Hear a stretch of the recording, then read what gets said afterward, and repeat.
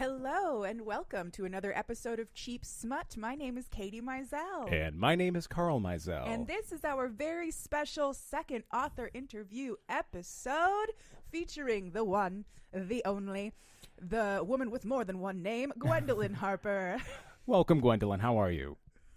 I'm great, friends. How are you? We are... Thank you so much for having me. No, thank you so much for joining us. Now, for those of you who might not be as familiar with Gwendolyn's work as we are, this is the benevolent doppelganger of Lauren Devora. It's Gwendolyn is a persona that she created so she could write some hardcore romances and not embarrass her mother. They're very spicy. They're very sweet. She always guarantees a happily ever after, even if the characters have to go through a lot of hell to get there. She released her zombie apocalypse romance series, which is how we discovered her. It became a bestseller. And since then, you've shifted into modern fantasy, and you're loving every second of it. Is that a fair assessment of who you are, Gwendolyn? Yes, very much so. All right. Well, that concludes this second episode of... No. I will add that I started this pen name, like my bio said, you guys said, to keep my mother from being embarrassed, and then she found it anyway. Oh. So really... Thanks, Mom. It was totally defunct, but I kept it, and now it's just for branding. Yeah. Really. Yeah. And did she mind? No, she was into it, and then she wanted to talk to me about it, and I was like, Mom, no. Oh, no. We can't do this. Oh, no. We can't have this conversation. I'm so sorry. Like, she read all three of the, she read Bloody Sunrise and that trilogy, and, like, texted me immediately and was like, I loved it. And then, like, the next time we were on the phone together, she was like, and I love that scene against the tree. And I was like, Mom. Oh, Mom, no. I'm going to stop you right there, Mom. Oh, that's your mom. No. I've never been happier that my parents are no longer with us. Oh, my God. You know, my mom doesn't listen to this show, so she can't get mad at me if I tell her that sometimes when she drinks, she decides she wants to talk to me about that kind of stuff. And every time I'm like, you got to be sex positive. You got to be sex positive for your mom. But that's your mom. I guess it's one of those things where because it's fictional, like, it's okay. Like, it's not okay. It still squicked me out. I was like, Mom, we can't do this. But it made it a little bit more tolerable. If she wanted to talk about my actual sex life, Mom, I gotta go. Bye. Yeah. Just hang up. Oh, no, my phone is floating away into the sun forever. Oh, no. Yeah, exactly. I'm in an infinite tunnel, and I'm never coming out. That's what I'm glad you brought that up, because I was going to actually ask, like, if your mother or anybody has ever read your work and then crossed that particular Rubicon of going, was that inspired by anything? I'm not asking you that question. I'm asking if other people. No. I'm trying to. No. I mean, you could. I won't. I'm going through the Rolodex in my head. I don't think so. It's possible that. Oh, you know what? It was one of my friends definitely was like, so these BDSM scenes. Are you? Did you do like a lot of research for this, or was this? Like from personal experience, and I was like, do you really want the answer? And they're like, no. I regret that I asked. How far are we going with this? See, I know. But definitely a review on, I think Goodreads, like, straight up called me out and was like, it's so lovely to read a book written by somebody in the community. And I was like, you know what? Like, sure. That's great. Good. I'm not going to argue with it. Yeah. Yeah, it was very nice. It was very lovely. Yeah, it's kind of like James Marsters. Everybody was like, oh, he's from the guy who played Spike on Buffy was like, oh, everybody thought I was actually from England. And he's like, it's a garbage British accent. The worst British accent I've ever heard. Great. I know. I think it was also, what really sold it was the, like, just general disdain for everybody and the mannerisms. I think that's what made people believe that he was from England. Not the accent. Yeah. Because you're right, the accent is not great. Yeah. Conversely, there's a very funny video of Roy Wood Jr. that floats around about how disappointed the entire black community was to find out that Idris Elba wasn't actually from Baltimore because he was so great as Stringer Bell on The Wire. Yeah. I remember that. Everybody was like, what do you mean he's not one of ours? That's a British man? He eats beans for breakfast. He eats beans for breakfast. He does. He puts beans on toast like a heathen. Yeah. No offense to our British listeners. No, seriously, no offense. We eat weird shit here too. People eat weird shit everywhere. Yeah. Full offense to our British In listeners, Denmark, I they lived put peas there. and mayonnaise on pizza. It's gross. Oh, you sounded like you had a question. I did. So we were talking about the BDSM. And those are from your more recent books. So you've got, what is it, Black and Silver? Yes, so Black and Silver came out in August, Yep. and then Green and Gold came out last year. Yeah. Around December. Green and Gold, I haven't read that one, but I'm so interested in it. It's financial domination I've never read a financial domination book before, and it's such an intriguing concept to me. Like the idea that someone would just get really turned on by you spending their money. I think that's great. I know, it's great.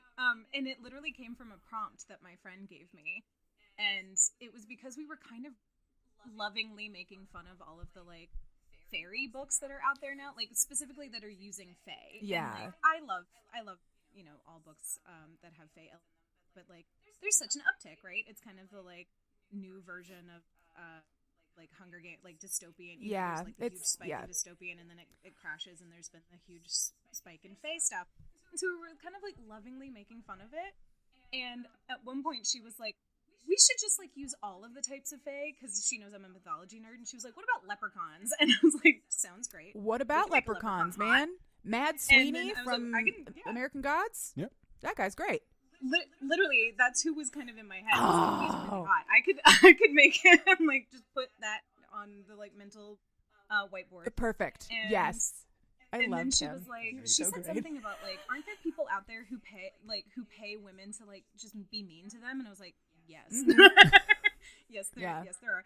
And I was like, oh yeah, financial domination.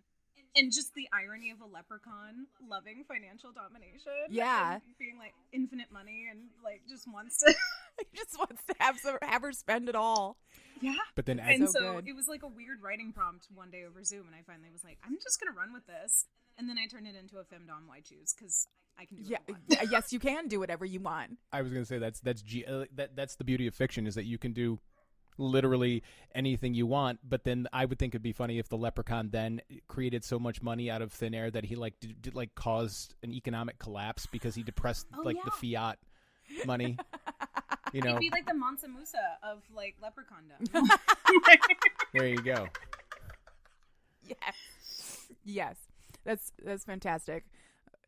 So then you have Black and Silver, which is your incubus witch romance. And that one, I've not finished it yet. Bad Katie. That's okay. It got long.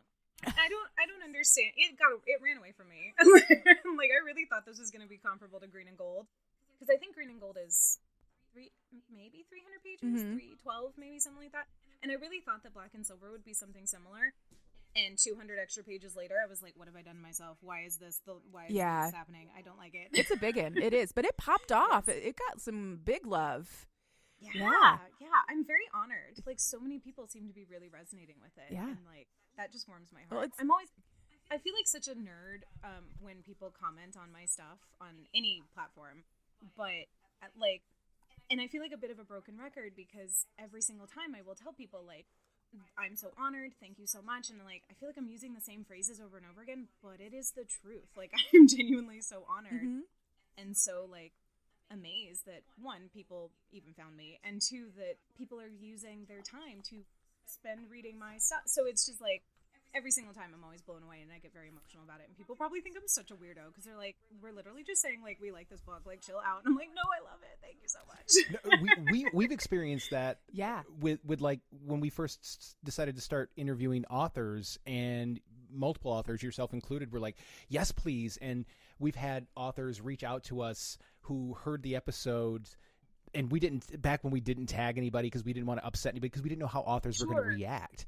And I think it's safe to, I mean, we've talked about it at this point. We did Inked as one of our first episodes by Rachel Renner, and she sent us a voice memo. Oh God, that was the most terrifying moment. I was like, is she going to just lay into us and just call us every name in the book? But no, she thought it was so fun and so funny and so nice of us, and we have, you know, become, I don't want to say we're friends with Rachel, but we're definitely friendly, and we interact and message occasionally. And it's like, you're acting towards us the way we act towards, this is not right. We're the uncool people. Exactly. No, I'm supposed to be the one acting like a dork because an author talked to me, not the other way around. Yeah.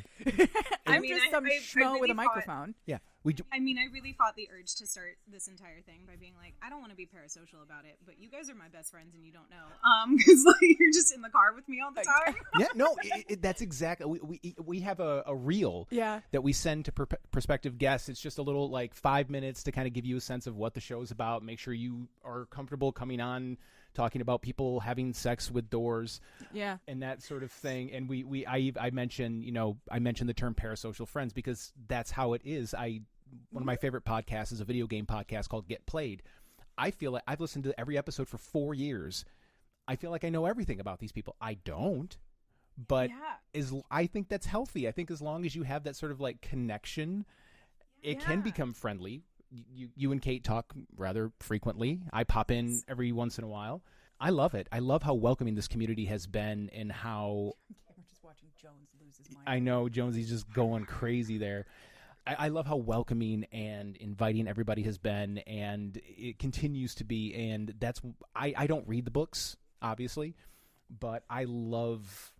You read some of them. I do read some of them, but I love how everybody's just like, yeah, man, there's room for everybody here. Co-host and produce a podcast about smut, man. Come on in. Yeah. Everybody's so nice here. Oh, sorry. I didn't No, know. it's okay. No, Totally. you're fine. No, I was just going to say, I think it helps that you guys are so excited.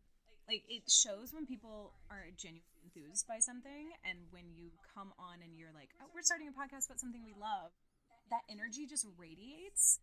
And so I think that's why people are like, oh, yeah, totally. Like, we love this show. We, like, as soon as I listened, I didn't know, I mean, unfortunately, I didn't know about you guys until you covered my That's book. okay. Well, no, And then that's fine. I think I messaged Katie, and I was like, I'm going to, like, because I think my very first message to you was so very, like, hi, I'm not trying to, like, I don't want y'all to feel weird about an author listening to your show, because I know that like, blurs the lines between reader and author and all of these things, and keep the boundaries, blah, blah, blah.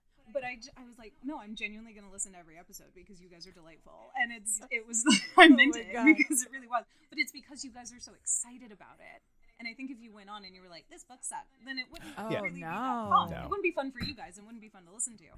But because every single book, you're like, I'm not covering it if I don't love it. So you go on to the show already loving it.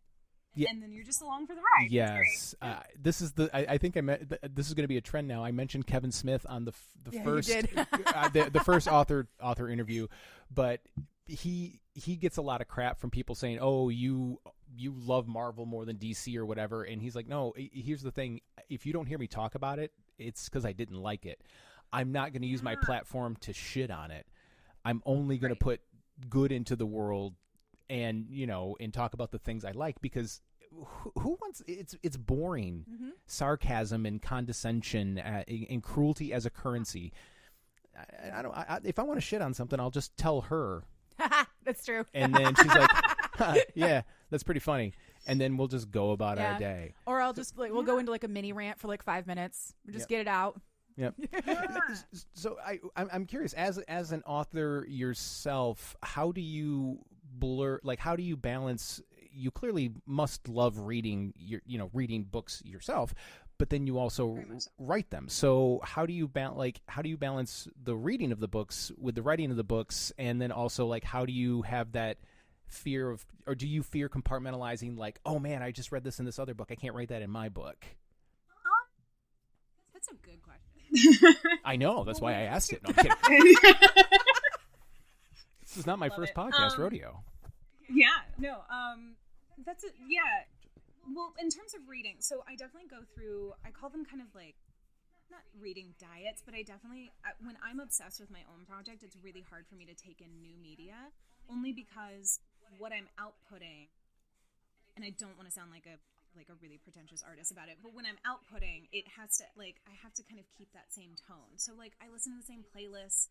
I can only watch certain media that either I've seen a million times, like New Girl, or like something that has kind of the same resonance as what I'm writing, only to keep myself in that world. So I was doing like a historical fiction thing a while ago, and I could only listen to like jazz.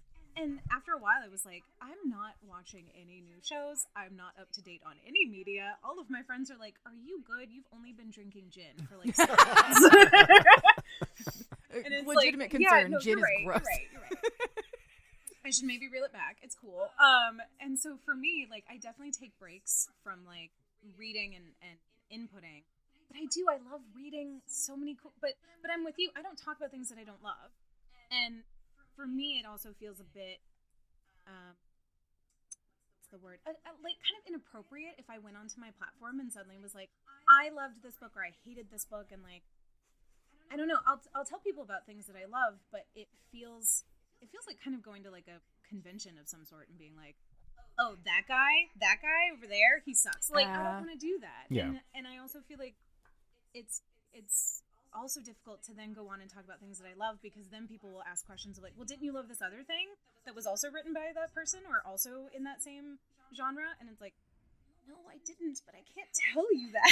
Yeah. Or you know what? So I tend not to talk about the books that I'm reading, also because both like all of my social medias are about me as an author. Right. So it feels a little like blurring the lines between reader and author, and like I'm not a book talker. Like I don't go on and talk about all of the books that I'm reading. I'm an author, so for me it feels a little uncomfortable. I have no idea if I'm answering your question. Yeah, no, It feels a little uncomfortable. I had like 17 questions in that word salad, Right. so don't worry about it. But there was a good question in there somewhere. I felt like, well, I'm not going to ask you what book or books you're reading, but do you tend to find a genre that you lean into? Do you read romance novels when you're not writing them, or do you kind of? Oh, yes. Okay. Yeah, I do. But I love reading, and this makes me sound like I'm the most boring person. I love everything. So as long as it's not like a really, as long as it's not a like financial tech bro bullshit nonfiction, here's how to make $1 million off of crypto, whatever, like I'm probably gonna read it. But I love dipping into different genres, especially ones that I'm maybe not familiar with. If somebody gives me a recommendation, I also take my friends' recommendations to heart, because they know me, and they know me better than my mother does. So if they give me a recommendation of like, I think you would like this, I'll probably read it. Whereas if I just see something on the, if I see a bus ad or if I see somebody like random talking about it, maybe not so much. But if my best friend is like, I just finished this book, I love it, then I'm read it. But yes, I read romance novels. I also I have a love-hate relationship with my own genre, because I feel like actually no, that seems a bit too critical. But I feel like when I do read romance novels, it's really easy to get into the mindset of like, why didn't you do it this way? Or why did you have to write this in such a like toxic way, or in such a like, why did you have to try to make it edgy? Why couldn't they communicate? Where's the safe word here? Like, he's about to put a belt around her neck. Maybe they should talk about it. Yeah. And I start to pick it apart in that way. Yep. It was a deleted scene. Well, I don't know if you experience this as much as I do. We both come from theater backgrounds. We both have theater degrees, went to college for it. Oh, yeah. I did theater, too. There you go. So, is that why we're instant best friends? Because we're all just ex-theater nerds? Probably. I don't like going to watch a lot of theater, because I'm doing that. Oh, yeah. You not so much. I am very good at like just suspending all of my disbelief. Or compartmentalizing things. So like when it comes to books, I can read shit like the really toxic stuff or the really dark stuff. I'm reading That Sick Love right now, which is very dark, and all that. I'm like, none of this is appropriate for real humans to ever do to each other. Sure. But this is fiction. Or like, for like when we're watching a play, this is, you're making different choices than me, but I love this story enough that I'm okay with it, Yeah. Jones? Sorry, our dog has my favorite hat, and he's being a real piece of shit about it right now. Fucking dick. How old is he again? He's like 8 months. He's like 8 months. Yeah. Yeah. He's still a baby, and everything is a toy. Yeah, everything is a toy, and his mouth must go on everything, and always. Yeah, and the bite, or the nipping, the hand nipping. You might have to do a crate break, because he's getting a little out of hand near the equipment here. Yeah. Yeah, you talk to her. I'm gonna go crate this big boy. Okay. Bye, buddy. Go take a nap. So I guess moving on with our author interview questions. So we usually like to ask about people's processes. So like how do you go about when you start a new project, or do you just like fly into it? Do you plan? Do you pants? Do you? Oh man, I wish I was a planner. I try so hard, and like when I get to, so I think it's usually when I get to about 3/4 of the way through. Excuse me. I get about 3/4 of the way through any project, and I already, because every project that pops into my head, I know it has legs if I have been introduced to the characters, and I can tell the like beats of the story and how it's supposed to end. So as long as I know where I'm going, it's like, okay, great. Then I'm just along for the journey. But when I get 3/4 of the way through, I start to write out like, okay, chapter whatever. These are the scenes that need to happen. Literally every single time I do that, the story is like, haha, you fool. And just like does whatever it wants to do. Yep. And so the amount of writer notebooks that I have where I have outlines of like the last act of each book, and that's not what happens in the book. Those conversations don't happen. Those characters don't get their arcs resolved. What are you talking about? And it's so silly. And I'm like, I've played myself yet again. And I do it every single time. But when I start a book, usually, it feels very like, it feels like I'm eavesdropping on a conversation. Like when I start a project, it feels like two people have popped up in my bedroom or living room or whatever, and they're just talking. And usually it's like mid-sentence. They're just talking. And I'm like, who's here? Who's talking? Who are you? What's happening? And then through their conversation, I pick up details. And I'm like, oh, you're this person. And so I tend to take notes on dialogue first. And so I have all these Word documents on my computer of like scenes that are written out like a play or like a screen script. And it's just character A, character B, names, whatever. And little bits of like tags for things of like, okay, he's walking across the room or he's doing this or whatever. Tone. But it's just the dialogue. And then I flesh it out with, what world are we in? They have magical powers. Is one a werewolf? Like, what are we doing here? And like figure it out. But I like it that way because it keeps me engaged. I think if I planned out everything too much, I would get bored. Mm-hmm. And I've been tested for ADHD 4 times, and they tell me I don't have it. But like, I'm starting to question because some of the stuff that I do, I'm like, guys, I think I have a touch of it. Like, there's no way. I think getting tested 4 times is pretty much a sign. Yeah. Yeah, exactly. Seriously. Like, if I don't have that reward of like, oh, I get to find out a new thing every time I sit down to write, like, then I get bored. I planned out one full project once, and I never touched it again. Like, I did the whole thing. Yeah. Of like, because I was around too many planners, and they all were like, you need to play. If you want to win Nano. Done Nano 7 times, failed at all of them. They were like, you want to win Nano, you have to plan everything out. So I did. I took all of the month of October and planned everything out. And when November 1st hit, I was like, well, I'm done now. Like, I essentially wrote it. Right. Well, yeah, because the project became the plan, not the book. Yeah, exactly. All right. I have been diagnosed with ADHD, and that shit is legit. That is legitimately what happens. If you sit down and you make a plan, well, now you're done. Yeah, there has to be, and I want to feel engaged with it too. Like I still like figuring out like what my motivations are, even if we are in the last act of whatever it is that I'm writing. I just enjoy it. Like I enjoy the mystery, the discovery, all of that. Mm-hmm. If I'm talking too loud, or if my volume needs to change. Nope, you're fine. Okay, good. I got self-conscious because I could see a little green on the side. And I have a really loud laugh. I also have a podcast with my friend Eric, and I do the editing for that. And it is a podcast? Yeah, so it's like a history and literature podcast. And we just talk about like moments in history that were both like, this was bonkers. Can you believe? So it's the Speakeasy with Lauren and Eric. And we just cover stuff. It's a lot of fun. That's amazing. I'm going to add it to my list right now. I was going to say, we got to have a Cheap Smut, the Speakeasy podcast crossover. Yeah. Oh my God, I would love that. I would do that. I would absolutely be so cool. Because I'll pitch it to Eric. This is something that is, I've joked about with my best friend Rob many, many times, is like something similar, like weird history. And we have been obsessed for years with the first time somebody looked at a penis and was like, I'm gonna put that in my mouth. Like there had to have been a first time, and I think that is a historically significant moment that we need to get to the bottom of. Yeah.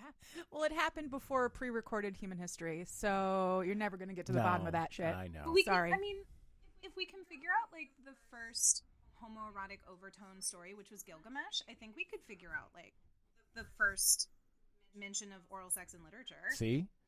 Why not? You're speaking Carl's language right now. Yeah, see, this is what I'm talking about. I've laid the groundwork for our crossover episode. Yes. Now all I have to do is tell Eric what's happening. Pivoting completely, where did you come up with your pen name? Like, what was the, like, I'm curious, like, I know, like, there's, like, oh, the street you grew up on, and also something else, or, so, you know, like, there's different formulas for it. Where did you dig up Gwendolyn Harper? Yeah. Unfortunately, I don't think Gwendolyn Harper is quite like the porn star stripper name that it could have done, like Diamond, whatever.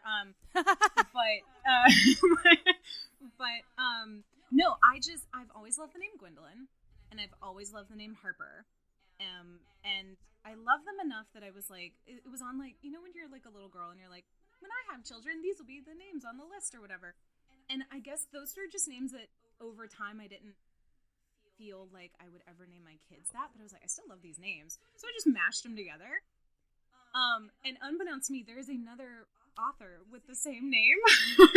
I know. God, And I really? feel so bad for. Oh, you know, because you're producer Carl. Yeah.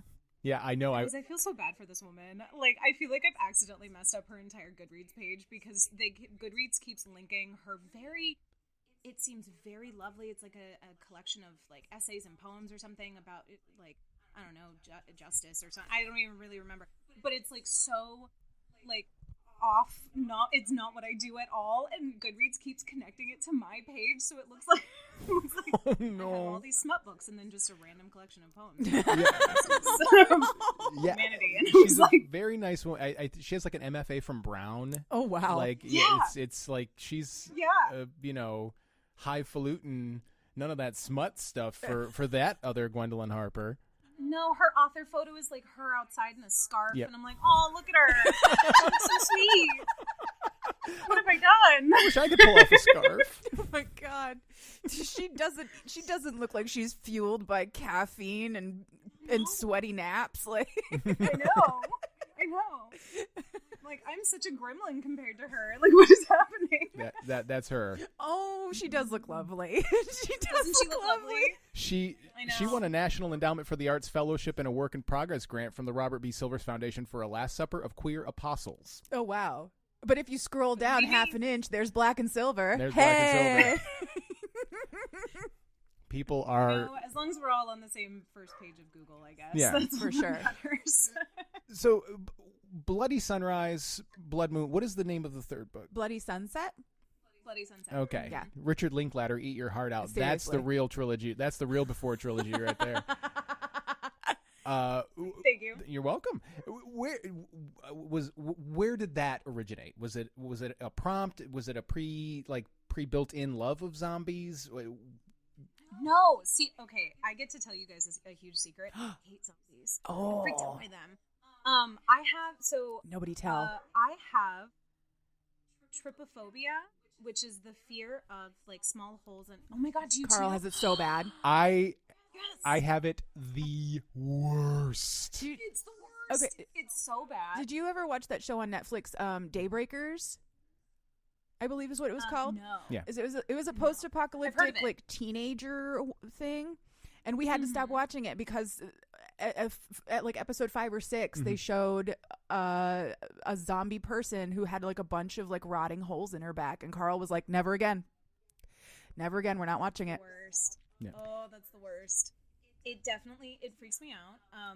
And I can tell if I'm too hungover because I will start to, like, if I look at something and it has any sort of speckly whatever, my brain will be like, that's ants, and it's usually when I'm too hungover. But so my brain also with zombies, like, I think it was when World War Z, the movie World War Z was coming out, which is totally different than the book. I can read zombie literature. The book is great. The book is amazing. The book is amazing, but the movie is not at all like the book. But, I only ever saw the movie. the commercial for it had like, it was like, I don't know, millions of zombies like, Climbing the crashing wall, over yeah. this wall. Yeah. And so when it did that, it like had such a, it panned out just enough that it was like, all look like tiny little ants crawling all over each other, and I freaked out at the commercial. I was like, I can't do this, I can't do this, I can't do this. And so zombies freak me out because it's a swarm. It's like millions upon millions of dead things that have no brain and just want to eat.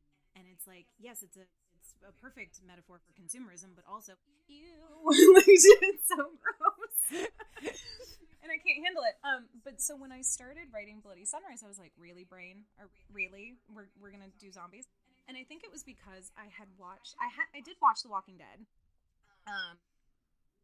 From the major insistence of like 4 of my friends. They were like, please watch The Walking Dead. And I was like, okay, fine.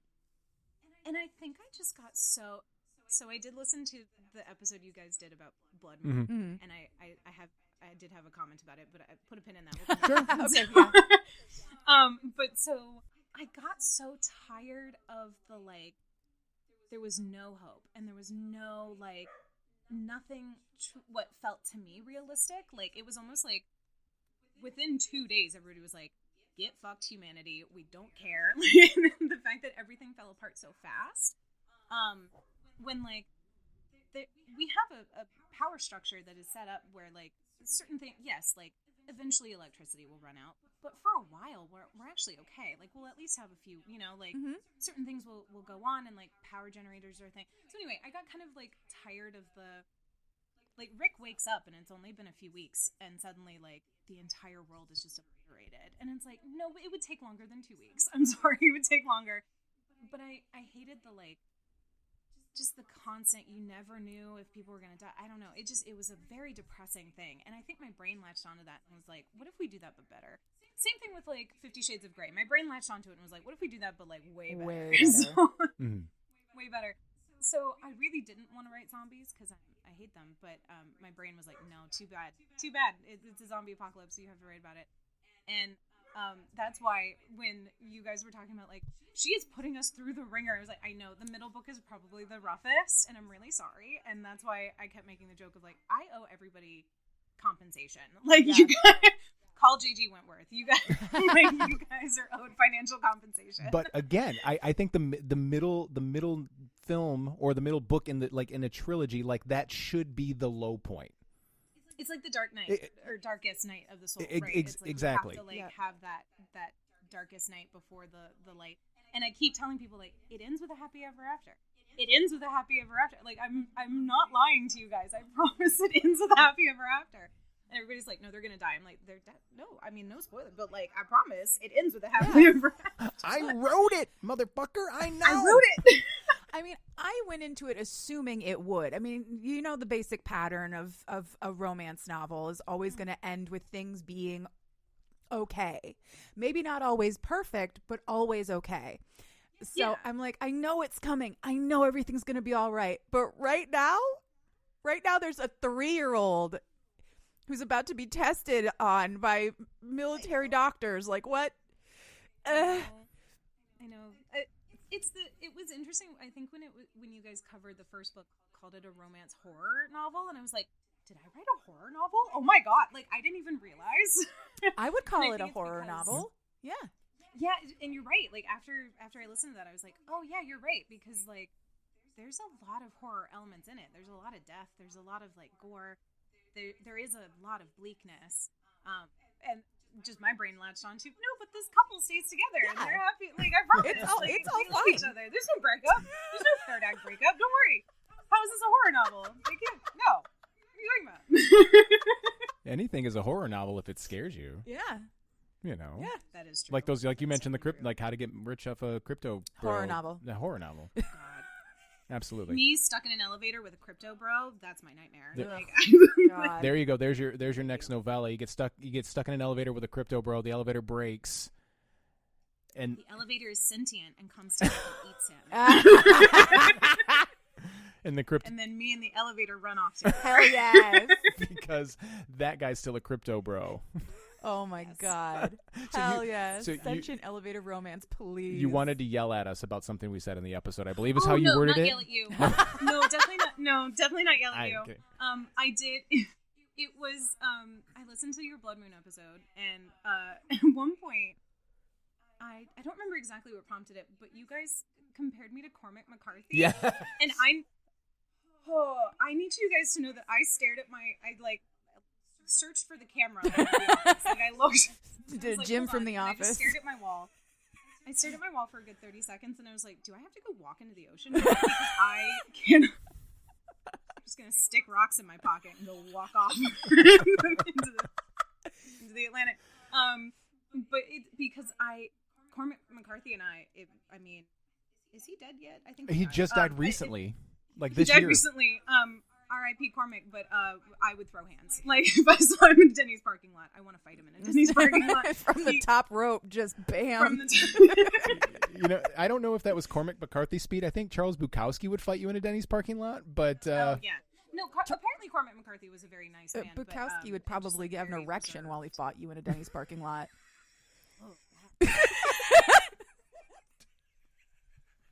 Uh-oh, I broke Carl.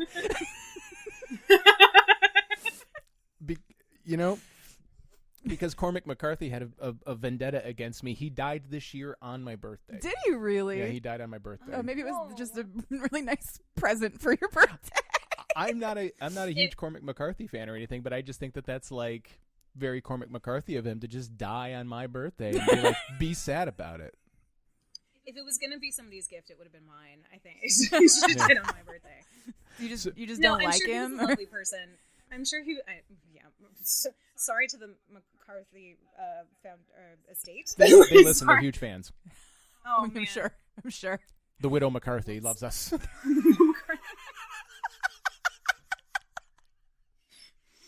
She's typing up on her typewriter. She's gonna have She listens to podcasts but doesn't have a laptop. Nope. So she has to go to the typewriter.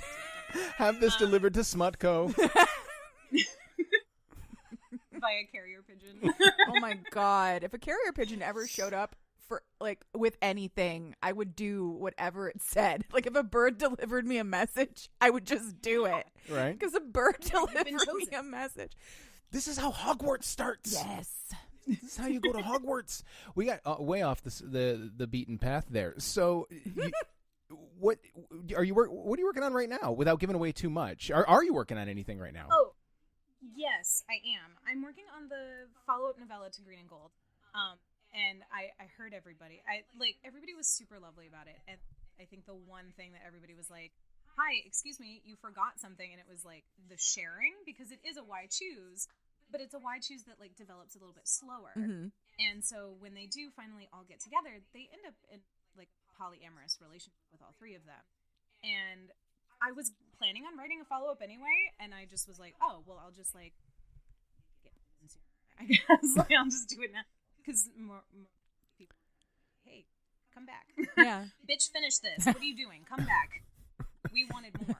You wrote a why choose. choose. That's what I'm working on. You wrote a why choose without everybody getting naked together? Well, so it happens once. Okay. And because it was, I really liked the aspect of effectively, the female main character chooses to do sex work because she's now financially dominating this leprechaun. And her journey with that, and she's falling in love with she meets them essentially at the same time. And so she's falling in love with both of these people. And she's like, what? Wait, this wasn't supposed to happen. This was supposed to be a side gig. And he was eventually supposed to go back to Leprechaun Land or whatever. And then this guy, I was probably going to move back to the States because it's set in Ireland. And so I think I just liked the mental, everything more, not more than, but I just enjoyed the process of her falling in love with both of these men and then eventually them being like, hey, we're cool with it. We're both bisexual. It's fine. And her being like, oh my god, this is my happy ever after. I get to watch my boyfriend's bone. So, Yeah. Don't look at me. I'm looking at you. Say I'm happily monogamous now. I know. Right. I didn't mean for that to sound disappointed. I Oh. really am not. I'm glad you clarified because you did sound I'm sorry. I am not disappointed. pequeño, Promise. disappointed. I think there's a tiny little part of me that's disappointed that you didn't come out as bi until after we were married and monogamous. Yeah. Sometimes Self journeys are hard. I was just gonna say It took you a long time to figure out. I'm not saying it's a problem. no. I just spent a lot of time going, yeah. Yeah. Yeah. There. It's always the resigned, oh, I was me, at least. When I figured out that I was pansexual, I was like, oh, yeah, the signs are all there. Like, I don't understand. Yeah. And then you do that fun montage in your brain where you go back and revisit moments in your life through this new filter, and you go, oh, it was there all along. Yeah. Yeah. Like, oh, I didn't just have like really intense female friendships because I was best friends with all of them. Like, I also wanted to kiss them. Yeah. Sleepovers didn't feel awkward for me at all. Like, that's fine. No, I mean, it was only awkward when they told you to stop being weird. Please, you're being too weird. I've had people say that to me, and it never gets easier to hear. So, when was there a point where after what was your first book? What was the first thing you published? So the very first thing I published was under my legal name, Lauren Devora, and it's Children of Lilith. And I started working on that. I've been writing for you guys. I started working on that when I was 15. Hell yeah. So I had the idea. Now, I didn't publish it when I was, but I started working on it. And I don't know. It just like, it happened exactly like how every other project happens, where this character just started talking to me. And I was avoiding my math homework. So I was like, sounds great. So I just started writing it all down. And because I was 15 and I didn't have a laptop, I didn't have anything really other than loose leaf notebook paper. So I hand wrote the first draft of Children of Lilith. I hand wrote it back and front in pencil, like mechanical pencil.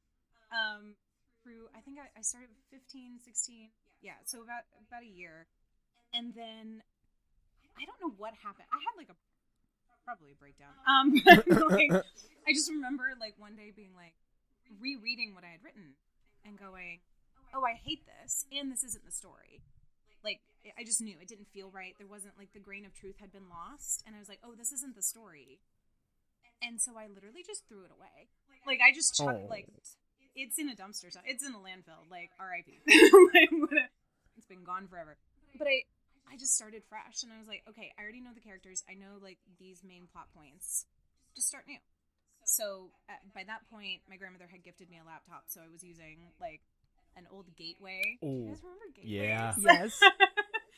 So I had to get, a chunky-ass Gateway computer, and that was my first, I have a laptop now. And so I wrote another draft. Hated it, but I didn't delete it, but I hated it, and I just started again.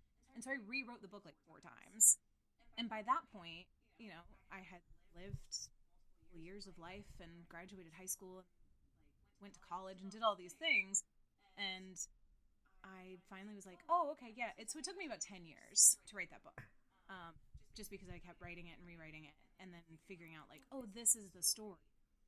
And yeah, so that was the very first thing I published. And then everything after that, it doesn't take. No, I'm not George R. R. Martin. I promise. Well, you said something earlier about fans demanding that, and I was going to call you the George R. R. Martin of smut, but I don't think that's fair. Well, the reason I was asking that question was because I was going to ask, at what point did you really feel like writing was something you wanted to commit to? Just even if it wasn't I'm going to be a professional and I'm going to quit my day job, but when did you know that this was something that you had to do? I think it's it's a 2 points in timeline. Because when I look back on it, I've always been a writer. I was always writing stories. I was 3 and had colored pencil writing, the dog goes to the store or whatever, tiny little things. And when I was 12, I also tried to write a murder mystery from the perspectives of 3 dogs.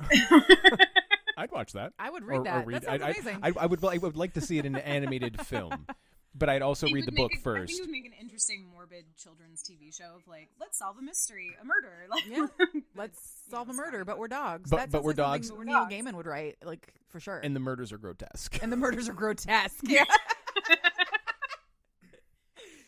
because it's from the perspective of dogs, they don't know what like viscera is, so they're just like, I don't know, like, stuff is just on the floor. Woman goes over and tries to start sniffing it and licking it. Ugh. Yeah. Get out of here! You're compromising the crime scene. You're ruining the evidence. Don't eat the evidence. So like when I look back on it, I was always writing stuff like that. Like I was always, I always wanted to escape. Should have been a sign. I always wanted to escape. I was always doing stuff. But when I really started writing Children of Lilith, I think I was like 16. I was like, oh, I'm actively like, this is something that really just takes up all of my brain space. And like I was such a nerd, you guys. I would ditch school when I got my license and I could drive myself. I would ditch school not to go do anything illegal. I would go to Barnes and Noble and get like a frappuccino and sit at the cafe and write and read and like then leave in time to get home at the same time that I would have if I had gone to school. And then my mom would be like, how was school? And I was like, it was great. All I did was hang out in Barnes and Noble. It was great. I had a frappuccino. I didn't. Why did I say that? I flunked a math test. Java I'm not going to talk about it. chip computer class. Yeah. God. Really, I was just self-educating word processor. Like, Yeah. There you I go. was just teaching myself typing. Yeah. So like I definitely it was the only thing that I really cared about. And then I think the like true moment, the like true answer to your question is I was a junior in college and like I had studied abroad. I'd had like a personal family tragedy. And I think just like something like kind of clicked in my brain where I was like, I don't want to be here anymore. I don't want to do this anymore. Like they were forcing me to take like intro classes because, when you study abroad, you have to make up all these things, right? And so I was like, I'm in an intro to poetry class with a guy who looks like like my professor. If I had to give a generous estimate, was 97 years old. He looked like if you stood a frog up on its hind legs and put him in pants. Like, I don't understand what this guy's deal was. And he was the one, and he was so, like, misogynistic and weird. And, like, I was like, I'm sorry, I'm having to talk about Robert Frost with this guy? And it just really drove me crazy. And I had a different advisor, thank God. But there was a moment where I was, like, sitting out in the hallway waiting for my advisor to finish one of his other meetings. And I overheard him talking to this student, and he was essentially talking about how he had gotten a book offer. He was an author as well, and he was talking about how he had been talking to his agent, and he had told his agent, this is the story, I have had this story in my heart for 20 some years, and this is what I want to write. It means so much to me, and blah blah blah. And apparently his agent was like, that won't sell, you have to write something else. And so he just said, oh, okay, I guess that's just it. And I had already gone to him with essentially being like, hey, I already wrote a book. Like, so it's part of a creative writing program, the concentration program. And so the whole purpose of that was either when you graduate, you're either supposed to have a collection of short stories, a collection of poems, or 3 chapters of a novel. And so I'm literally going to this same advisor going, I wrote a book. And he misheard me. And he was like, oh, you wrote your 3 chapters. And I went, no, I wrote a book. It's done.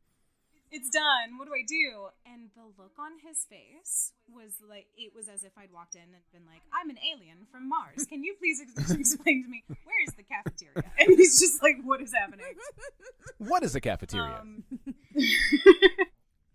Like, it was such an awkward, like, no, really moment. And he just the blank look on his face. So anyway, and then I overhear this conversation with this other student, and I was like, I'm sorry, am I supposed to be taking life advice from somebody who is letting another person tell them what they can and cannot write? Like, am I supposed to be basing my career off of this conveyor belt of what people think is, like, what creatives are supposed to do, and, like, just follow these templates and you'll be successful? And essentially my entire worldview just crumbled around me, and I was like, I don't think I can do this anymore. I don't want to do this anymore. I already know what I want to do. I don't want to get a degree that then I was having people daily ask me, do you want to teach? No, I don't. No, I cannot be a teacher. And it just felt like everybody around me was telling me what I should and shouldn't do. And I think I just snapped. I was supposed to be writing like a Southern literature paper. And instead I just had a breakdown on my kitchen floor for like 3 days and was like, I can't do this. And so I it then was that moment of, okay, I don't want to be in school anymore. What do I want to do? Well, I want to pursue this. So I just dropped out. I left school and I said, you know what? If I'm going to be doing, and I also felt bad. I was like, I'm wasting everybody's time. I'm wasting everybody's money. This is so stupid. And so I was like, okay, I'm going to leave, but I'm going to give myself a fair shot. And so I pursued publishing. And then I realized I could do it myself. And this was back in I left school in 2013, but I published it in 2016. So I learned like the ins and outs of publishing, what to do, how to do it, all of that. Of course, worked 6 jobs and, was killing myself working in restaurants. But I did that and like, I realized how much I loved it. And when I put out my first book, it was so satisfying. And I was like, probably nobody's going to read it, but it was so satisfying. And I was like, this is what I want to do. And then people did read it. And then people wanted the sequel. And now I'm here talking to you lovely people. So, it's the circle it's funny how of life smut. works that way. Yeah. Well, we're very glad that you're here talking to us. Of course. No, that was a heck of a story. Now, do you still hold down a day job without giving too much away? I don't want you to. Oh, yeah. I mean, it's hard, especially like the economy is garbage fire. Yeah. So it is currently very difficult to be a full-time artist. Yeah. I Yes. feel like. But there are some months where like I feel like I'm sitting pretty, and it's like, oh yeah, okay, like we're doing good. I tend to do better, but I also like having other I don't want to call them side gigs, but like I do other things. Like I have, I creative mentoring thing that I do, and I help other people pursuing their passions, and I'm also a tarot reader, and like so there's all these like little other things that I do that feel like they are my jobs, like side jobs, they're like side quests. No, absolutely no. I mean, I used to have a podcast about that very thing, talking about how hard it is to have a career in the arts and how most people have to maintain a day job on the side. I was just curious from the standpoint of if you had like a traditional, quote unquote day job where if your coworkers knew what you did on the side, but you don't have that problem. No, thankfully. I mean, I am a part-time nanny, and it's so his mom is in publishing, and so we like connect on things, and she knows what I do, but like my coworkers are my dogs. They're like, when's dinner? You're gonna feed me soon? Okay, great. I wish. I'm very lucky. I have like a work from home job that's primarily work from home, but I still wish. I've said this many times. Like the things that I love about making this show, I love the editing and coming up with ideas and that sort of thing. I wish I could just do that forever. Yeah, but I obviously can't. Yeah. Well, somebody's got to pay the It's bills, hard. and it ain't gonna be me. Yeah, and it's hard to like trust that your passion can like uphold you, right? Like, and I think that's why a lot of people don't follow, because I've talked to so many people who say like, oh, I would love to be an artist or a writer, or, whatever, and the thing that stops them is obviously money, but it's the security and it's the feeling of like the thing that they are passionate about has an audience, because like, and then that's when I turn around and I go, I'm the weirdo that has known since she was 15 that she should be a writer and is just sitting here waiting for like the money to flow in, right? Like I'm just kind of like, hey, now I've been doing this for a while, but like you don't have to do that with your passion. Like your passion can just be the thing that you enjoy. It doesn't have to be the thing that also is supposed to feed you. So like I realize that I'm the weirdo that's like, I'm super passionate about literally the thing that I feel like I was born to do, and this is the only thing that I love doing the most out of all of the things, and I've tried a bunch of them, and like this is the thing, but like I know that I'm the weirdo amongst the weirdos. So like I never want people to feel like they have to give it all up and live in a van and be a writer, because also it's not cute, like I hate that fucking Jack Kerouac and all those people made it seem like, oh, it's so fun and bohemian and artsy, and like no, it's scary. Yeah, it's scary. And then like, John the reason Larson that they were all went and drunk did it and on again drugs with the is red. because they didn't have enough food they didn't have enough money for food. So like they were just like, I'll just numb the pain. How romantic. Yeah, for real. Yeah, exactly.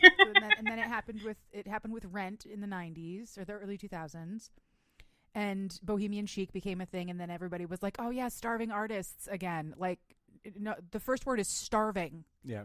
I know. That you do that for long enough, you die. And then there are people out there going, I love artists. You can pay them an exposure and they're happy for it. And it's weird too, because I do have a lot of, like, even friends of mine will still, I think they have it in their minds that, like, being a writer is so chic and so interesting.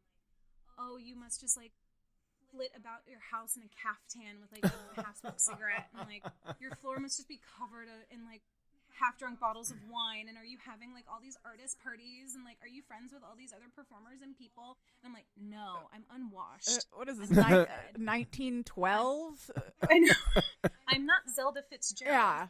I'm not, like, I wish she was fucking badass, but, like, I'm not. No, I'm in a hoodie that I've worn 8 days in a row. I'm unwashed. My lunch was black coffee. What are you expecting from me? And then I just go off on, like, I'm a feral gremlin. Like, leave me alone. I don't leave my it's home. Not glamorous. My shower is bone dry. Just do another coat of deodorant and just hope that it's fine. Again, my coworkers are my dogs. They don't care. They roll in dead stuff in the yard. Like, they don't mind. Why do you always smell like dry shampoo? See, I know what's going on. The first time I learned about dry shampoo, I was like, that's not a real thing. That can't possibly be a real thing. And now you live with a woman who sprays it on her head, like, every other day. Exactly. We are closing in on the end of the interview here, and it has been a goddamn blast. I always know it's a good time when we're right below our oldest child's bedroom here in our den, and I'm like, oh, I hope we don't wake him up.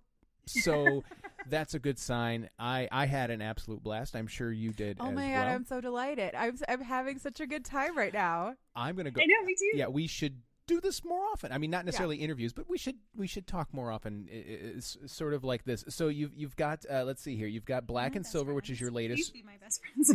No, that's fine. That's great. We're cool with that. The first time you said that, I was like, "Do you want my phone number?" I've got hers. I'll give it. I'll give it. I'll give it sweet. To you. Yeah. So there you go. You've got. I'm gonna start sending you so many unhinged memes. Oh, I can't wait. Oh, I'm so excited.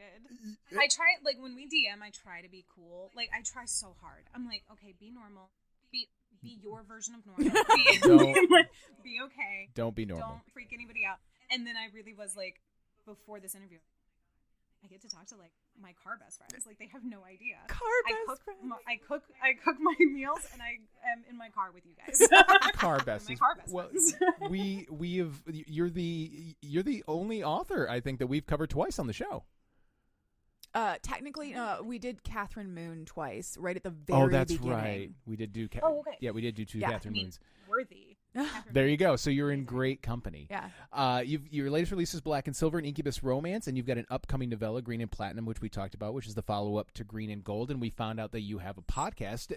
Refresh everybody's memory. Say the name of the podcast again. Oh yes. So it's the Speakeasy with Lauren and Eric, and we talk about literature and history, weird stuff that we are, like, hyper fixated on. And we're currently on, like, a little bit of a hiatus because, like, we have such a backlog of episodes that I have to edit. But yeah, the, like, third season is coming out soon. Oh, cool. And you can at least find you find it on. And that's on Spotify. Yeah, you can find it. Yeah. Spotify, I'm gonna track down your RSS so I can get it into the podcatcher that I use. Yep. But and we'll link it in the show notes to this episode, so if anybody wants to go and find it, you can go do that as well. And Gwendolyn Harper, thank you so much for joining us here on Cheap Smut. Thank you guys so much for having me. This is so fun. This was like the best. A great time. If I wasn't so very interested in going to sit in my chair because I'm so tired, I'd be like, do we have to stop? Well, I'll give her. It's okay, I'll come back. I'll give you her number, and then you guys can carry on the conversation that way. Yay! But like I said, I'll figure out how to, like, make a what was it? A tater tot hot dish? Is that what you guys said? Yeah. I'll figure out how to make a tater tot hot dish, and I'll just show up at Thanksgiving. Oh, I mean, you guys will be like, how did you get our address? Don't worry about it. Yeah, don't worry about it. You can show up at Thanksgiving. A tater tot hot dish is gross, though, so don't.